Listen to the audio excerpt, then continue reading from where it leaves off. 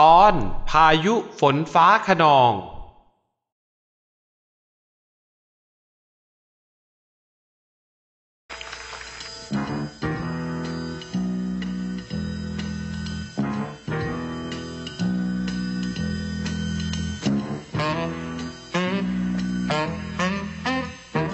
รีบกลับบ้านกันได้แล้วเด็กๆพายุฝนฟ้าคะนองกำลังจะมาแล้วค่ะ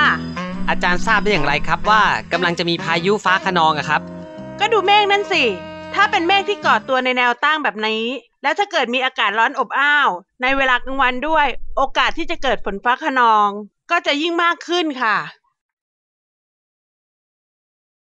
แล้วทำไมมันถึงเกิดเป็นเมฆแนวตั้งล่ะคะอาจารย์แล้วฝนฟ้าคะนองจะเป็นยังไงคะ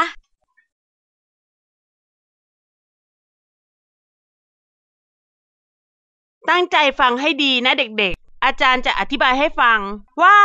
เมฆฝนฟ้าคะนองเกิดขึ้นได้อย่างไรแล้วมีสาเหตุใดบ้างที่ทำให้เกิดเมฆชนิดนี้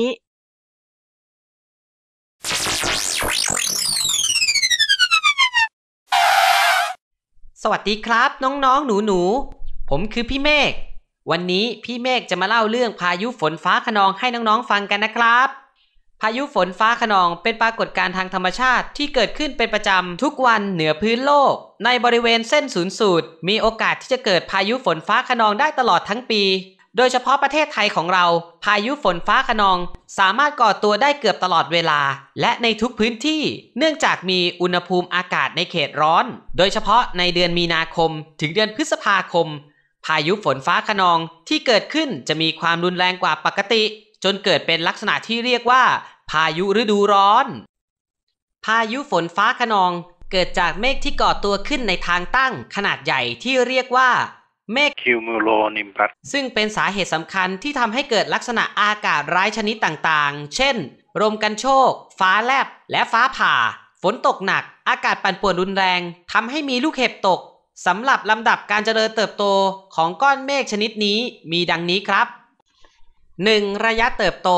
โดยเริ่มจากอากาศที่ร้อนลอยตัวขึ้นสู่บรรยากาศพร้อมกับการมีแรงมากระทำหรือผลักดันให้มวลอากาศยกตัวขึ้นไปสู่ความสูงระดับหนึ่งโดยมวลอากาศจะเย็นลงเมื่อลอยสูงขึ้นและเริ่มที่จะเคลื่อนตัวเป็นละอองน้ำเล็กๆเป็นการก่อตัวของเมฆคิมูลัสในขณะที่ความร้อนแฝงจากการกลั่นตัวของไอน้ำจะช่วยให้อัตราการลอยตัวของกระแสอากาศภายในก้อนเมฆเร็วมากขึ้นซึ่งเป็นสาเหตุให้ขนาดของเมฆคิวมูลัสมีขนาดใหญ่ขึ้นและยอดเมฆสูงขึ้นเป็นลำดับจนเคลื่อนที่ถึงระดับบนสุดและพัฒนามาเป็นเมฆคิวมูโลนิมบัสกระแสอากาศบางส่วนก็จะเริ่มเคลื่อนที่ลงและจะเพิ่มมากขึ้นจนกลายเป็นกระแสอากาศที่เคลื่อนที่ลงอย่างเดียว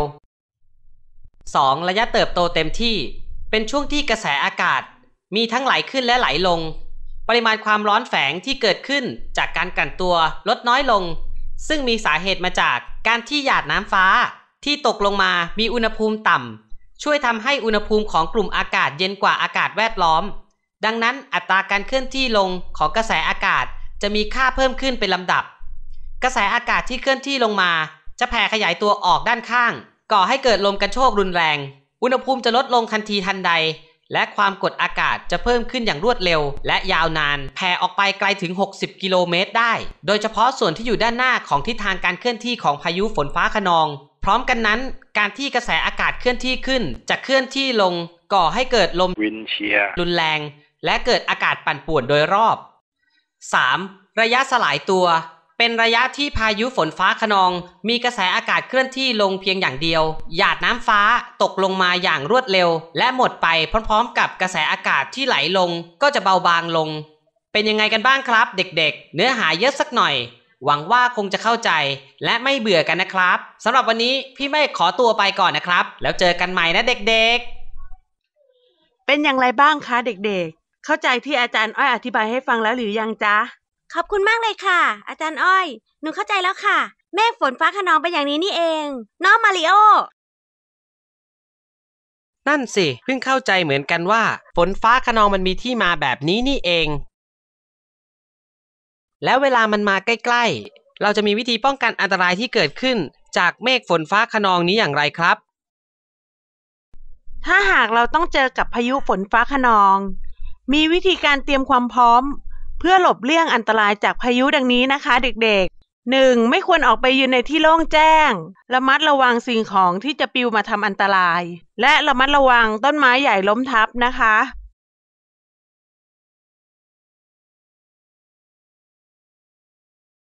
2. ขนาดเกิดปรากฏการณ์ฝนฟ้าคะนองควรอยู่ภายในอาคารที่มั่นคงแข็งแรงจนกว่าพายุจะสงบ 3. ไม่ควรใช้อุปกรณ์ไฟฟ้าเช่นวิทยุโทรทัศน์ควรงดใช้โทรศัพท์ชั่วคราวนอกจากกรณีฉุกเฉิน